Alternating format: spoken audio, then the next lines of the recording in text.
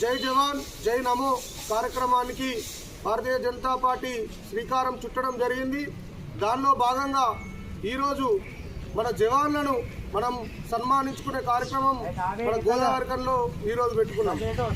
ఈరోజు ప్రశాంతంగా దేశం లోపల మనం గడుపుతున్నాం, బ్రతుకుతున్నాం, స్వేచ్ఛగా గాలి పీలుస్తున్నాము అని చెప్పేసి అక్కడ తుపాకీ పట్టుకొని బార్డర్ లోపల నిలబడేటువంటి మన జవానులే మనకు కారణం అని చెప్పేసి సగర్వంగా మనం చెప్పుకోవాల్సిన అవసరం ఎంతైనా ఉన్నది।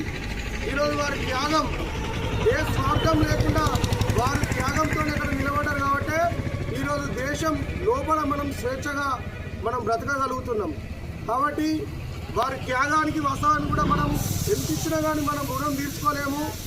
భారతమాత యొక్క స్వేచ్ఛా గీతికను వాళ్ళు వినిపించడానికి ప్రతి ఒక్కరు అక్కడ -డిగ్రీ సెల్సియస్లో కూడా నిలబడి మన దేశానికి పహారా కాస్తా ఉన్నారు భారత సైనికులు।